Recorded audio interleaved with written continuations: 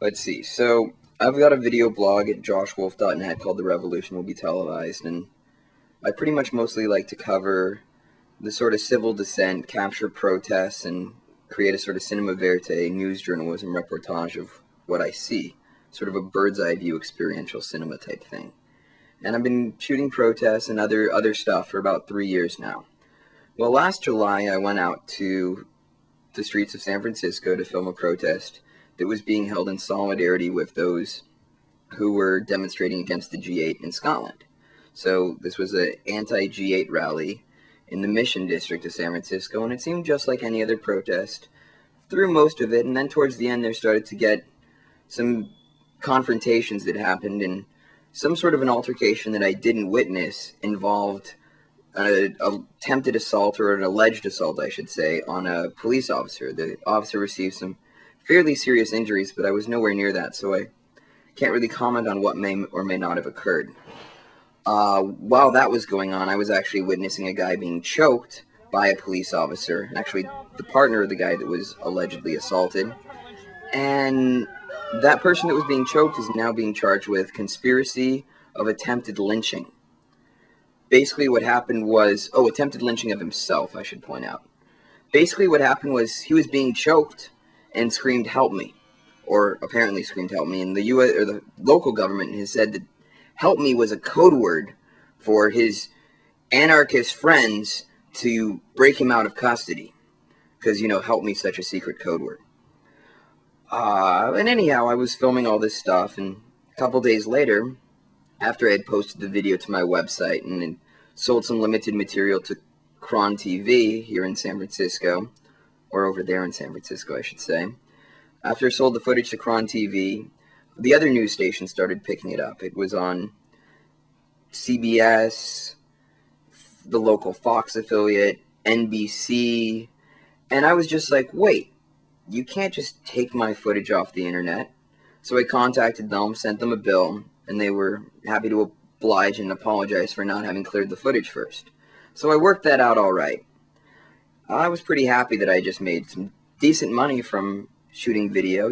Most of the stuff I do is on a purely volunteer basis, and hadn't planned to sell all this material to all of these different stations on this sort of just broad basis, but what happens happens, and at least I have money in my pocket, and I was feeling pretty good when the doorbell rang. And I get up and I go see who's at the door. I think I was on the phone at the time, and I see this guy walking up with a Hawaiian shirt and Bermuda shorts, carrying one of those collapsible filing folders. So my first thought was, it's a reporter. And he's like, "Hi, are you Josh Wolf?" I'm like, "Yeah." He's like, "Could I talk to you for a few minutes?" "Absolutely." Then all of a sudden, whoosh, FBI. Okay, this is suddenly getting kind of scary. So instinctively, just knowing how to behave, I just immediately shut the door behind me. And then I reached down and realized that I don't have my keys to get back into my house. So I'm now locked out of my house with the FBI at my front door. Next thing I know, another FBI agent comes out from one side, and two investigators from the SFPD come from the other. So now there's 4 agents/detectives wanting to talk to me, and I'm locked out of my house. Pretty scary position to be in, and I realized, it's easy to shut the door on police's face and be like, "I have no questions, you need to speak to my attorney." It's a little harder to do that when you're locked out of your house, and I didn't really know what my rights were at the time with the federal government. I know how to deal with police, but FBI is a little different. So I just proceeded to tell them everything I had already told to the NBC during an interview, figuring, if I've already said it on camera, might as well repeat what I've already said. And I also spent some time speaking of the police's procedures and how, from my perspective, they seem to be different from how they normally act. And they also asked for me to turn over the unpublished material of my tape. See, an edited piece had been published on my website, but there was still the unpublished material. And so they demand that I turn it over, and I'm like, I don't know what my rights are in that. I just kind of stalled, did a lot of stalling tactics, and then I called a lawyer and found out that I didn't need to turn it over at this point in time, and called them and told that, and gave them my lawyer's number to talk to my lawyer if they had any further questions. So that seemed to be pretty resolved. That was right in July of 2005, and I thought this was done with. 6 months later, the doorbell rings again. I mean, the doorbell probably rang between those 6 months, but 6 months later, the doorbell rings again, and it's the FBI. Same two agents that had talked to me earlier. Only this time, they don't want to talk. They just want to hand me a subpoena for the federal grand jury. At this point, I'm like, oh, crap. A lot of people don't know about the federal grand jury, but the federal grand jury is a system. It's kind of like a court, kind of like a military tribunal. It's a secret court.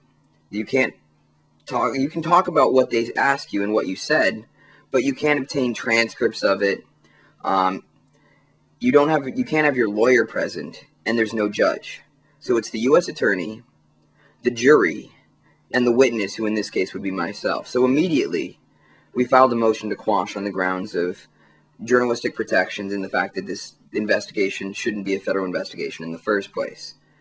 We go through a few steps on that. After the motion to quash is something called a de novo, where we asked a different judge to reconsider the matter.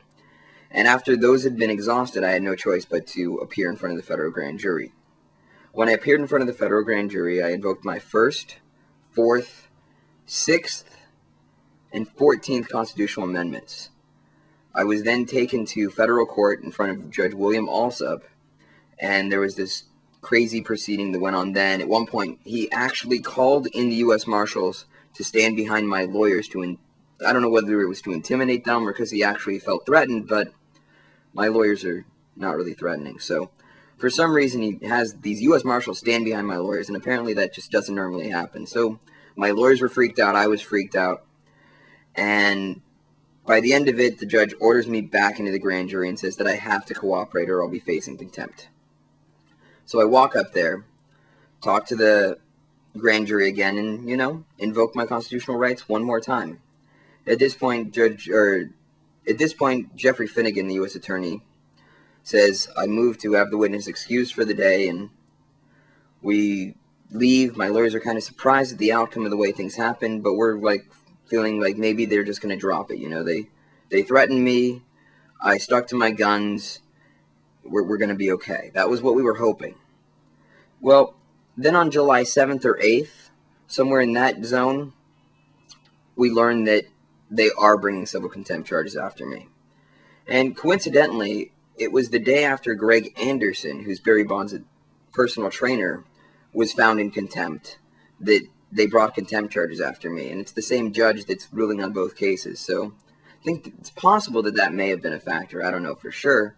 But at this point, I get called in, and we have a contempt hearing.